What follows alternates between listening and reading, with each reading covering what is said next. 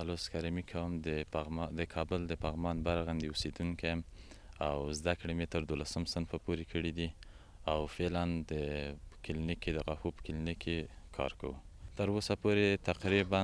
18 اختراعات ما کړي دي چې په هغه کې مختلف بخشونه موجود دي چې په هغه کې یو بخش نسته مثلا د سلاو بخش په هغه کې شته،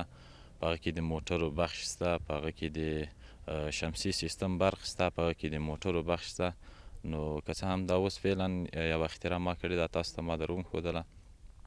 نو ما اوس د تیاري بندوبست کړی. په لومړي سر کې چې ما شروع وکړه په اوله کې مونږ وسایل هم ډېر ابتدایي وو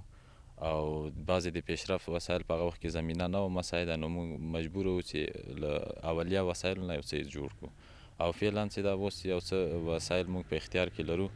نو په هغه اساس باندې مونږ تیاري ته زړه کړی چې تیاره جوړه کړو. دا خو چې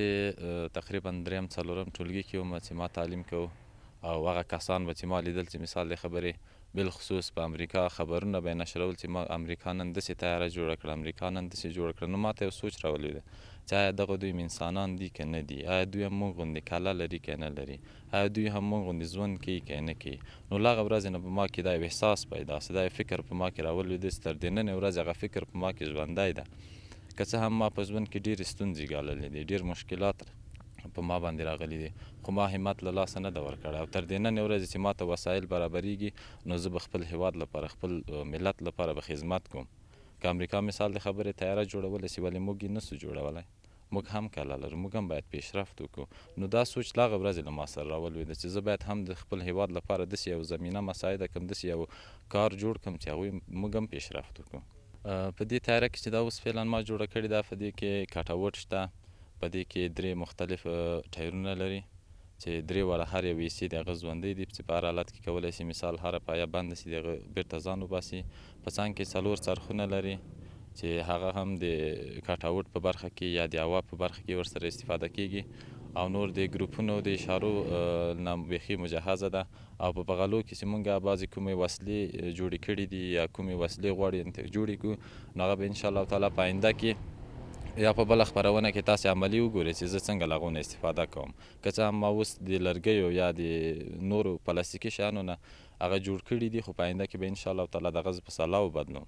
او غواړم چې نور پیشرفت هم وکړم. نو که چیرته زمینه مساعده سي او وسایل په لاس راسي، زه مې دا ټولو هیوادوالو ته چیلنج ورکوم چې په 40 ساعتو کې به له ما نه د هوا تیاره غواړي. په 40 ساعتو کې به زه خپل هیواد ته داسې وړاندیز یا داسې یو پیشرفته شی مخته کړم چې ټول به حیران سي که چیرته ماته وسایل برابر سي. په ضرب د 40 ساعتو کې د موږ بعضې ملګري په لوړو زده کړو باندې ډېر تاکید کوي، مثال د خبرې لوړې زده کړې وکړي، خو موږ یو استاد به همیش دا یوه خبره کوله وایي تر لوړو زده کړو لوړ فکر مهمه ده چې انسان یو لوړ فکر ولري. نو د ما فکر لوړ ده، هغه شیان چې مثال د خبرې زمیني هغه د ما په ان ناکامه دي، ځکه که چیرته زه دغه سیستم پیاده کړم په لاوانه دوی په مځکه کې چې څومره د مځکې لاندې له ما نسي خلاصېدلی، که چیرته مسابقې ته سي او زه چې شی جوړوم هغه به ټول د هوا له لارې، ټول به هوایي سیستم وي. که چیرته ما پیشتر هم اشاره وکړله که چیرته موږ ته زمینه مساعده سي او واقعا دغه غږ چې موږ مثال د خبر د رسنیو له لارې د دولت غټو چارواکو ته رسوو، که چیرته به داسې خلکو پسې حمایت وسي او داسې خلکو نه واقعیت استفاده وسي نو دا ملک به په ډېر لږ وخت کې جوړ سي. ما پیشتر هم ویلي، زه اوس هم وایم بیا هم وایم، که چیرته ماته بالخصوص وسایل برابر سي په 40 ساعتو کې زه تیاره جوړوم. خو زه له خپل هیواده نه ګرځم، زه خپل هیواد مخته بیایم، زه ولس ته خدمت کوم. ما ولس ولې در په در ما ولس ولې داسې شی نه لري چې هغه له امریکا سره شته. تر څه وخته به موږ د فقر لاندې ژوند کوو، تر څه وخته به موږ د ډار لاندې ژوند کوو.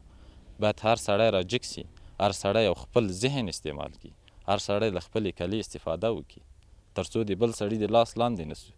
بل سړي ته محتاجه نه سو، پردي ملک ته مهاجرت ونه کړو، د غریبۍ او د فقر له لاسه بل چاته لاس وګوت نه کړو. دا یې موږ او تاسې کمزوري ده.